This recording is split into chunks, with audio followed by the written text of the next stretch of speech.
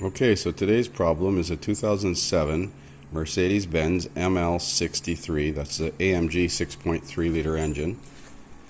And it had a sudden loss of coolant, white smoke out the tailpipe, coolant going into the crankcase as well, almost as fast as you can pour it in.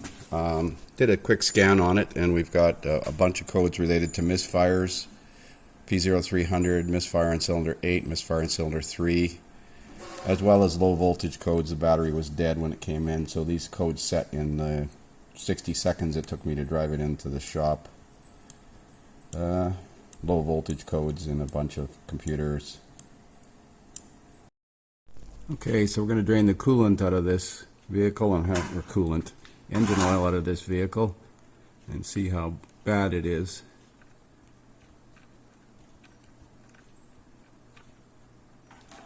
Oh, that's not looking very good.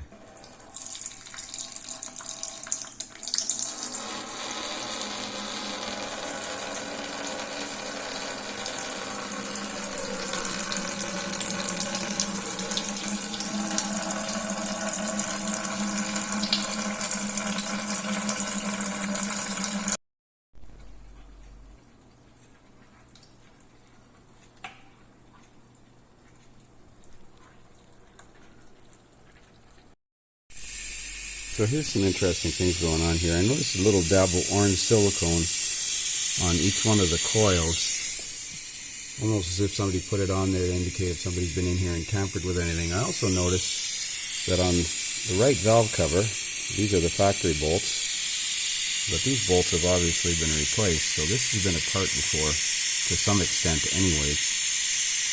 Definitely these bolts have been changed. I noticed some of the ignition coil bolts on the on the right side had washers on them. You can see that bolt there has washers on it because it's too long, and the rest of them don't. So some of the ones on the right side were like that too, so that's kind of strange. So that's the spark plug out of number 4, which is the back cylinder on the passenger side. According to the scanner, it was number 3 and 8. And the cylinders are number 1, 2, 3, 4 down the right side according to the service information, and 5, 6, 7, 8 down the left side. Number 8 spark plug looked fine, but definitely number 4 spark plug has coolant in it. The rest of them look pretty decent. That one's dry, and so on. One of the ignition coils was missing a bolt at the back as well, and this air induction tube is broken. I think that's part of that. That would cause a lean fault code on the, potentially on one bank, or maybe it would affect both banks depending on how this plenum is routed in the back to the throttle.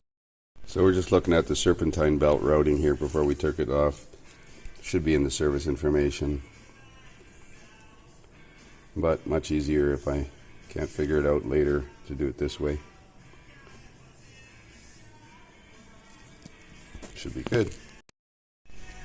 So I'm removing the intake manifold, and there's the intake manifold bolts, T30 or something like that. And I went to take them out of the manifold with a magnet and realize they're not magnetics. I think, what, are they stainless steel? No, they're not stainless steel, they're actually aluminum. Intake manifold fasteners are aluminum, so there can't be a lot of torque on those bolts.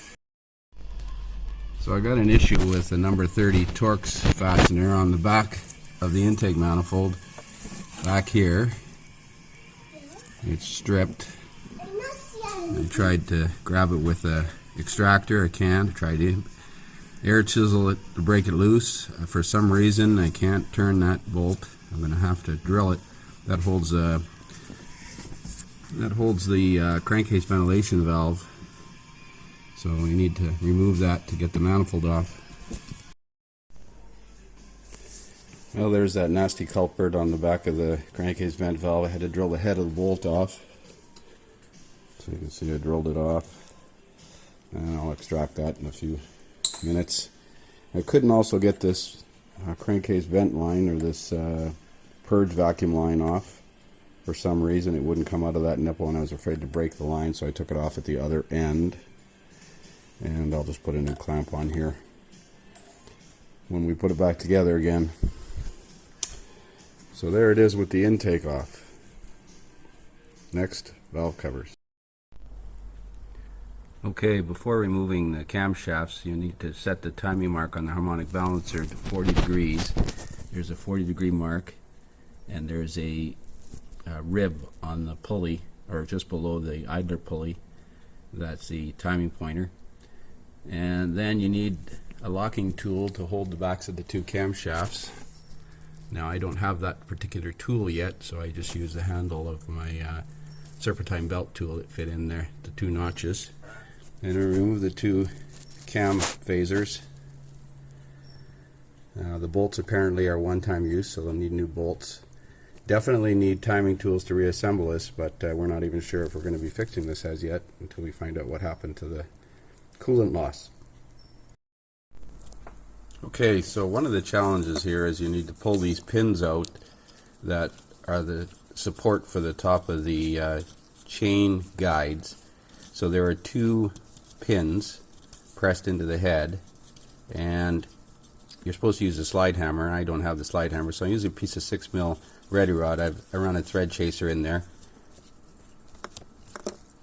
and then a 3/8 deep socket, like so, and another spacer socket, a piece of tube the right length, and then a flat washer and a nut on the end.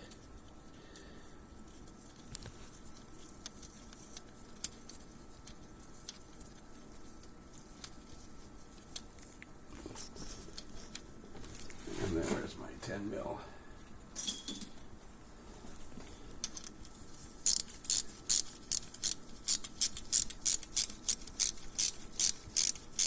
One thing about this is it's pushing on the head and pulling on the pin, and it does not require the slide hammer, and the slide hammer would mean you need to take the rad out anyways.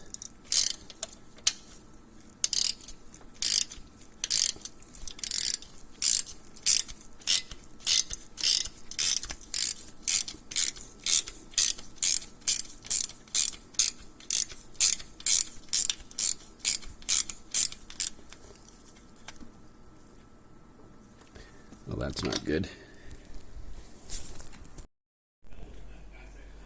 So after my piece of ready rod pulled through, I ended up using a slightly different method. I used this threaded in, and then a spacer and a nut, and pulled it out, and just kept putting incrementally longer spacer on there until I finally got the rod out. For some reason that one was tight, and I don't know why. There's some wear on it as well. So I'm going to have to probably replace that. But the other interesting thing is removing the head bolts with this socket here, and I was having difficulty getting it on the head bolt in the middle back there. And this is what I found. The head bolt in the center is broken off. So that could result in an instantaneous coolant leak because it would lose clamping force on that cylinder. So I'm going to continue to remove the head bolts, but that head bolt is going to be a problem because it's sticking up about 4 inches. These head bolts are probably about 8 inches long, and I need to pick the head up straight off of it, and it's going to interfere with the stuff on the side of the engine here. So this is going to be interesting. Hope maybe I'll be able to get it up high enough to get in there with a Sawzall or something and cut it off if I have to. Oh well, progress. Okay, so as I expected, that broken head bolt is sticking up in the head about 4.5–5 inches, and it won't allow you to lift the head off without hitting the firewall, or hitting the left inner fenders with the exhaust manifold. So I'm going to block it up there and try and turn it out with a pair of vice grips, seeing as how there's so much room. Okay, so there's the left cylinder head off, and it was this top center bolt that was broken. Those bolts go into the coolant system, so once the bolt breaks, the coolant could easily come up the threads of the bolt. The top of the bolt looks a little rusty. There's not much material between the top of the bolt and the head of the bolt, and this is apparently fairly common.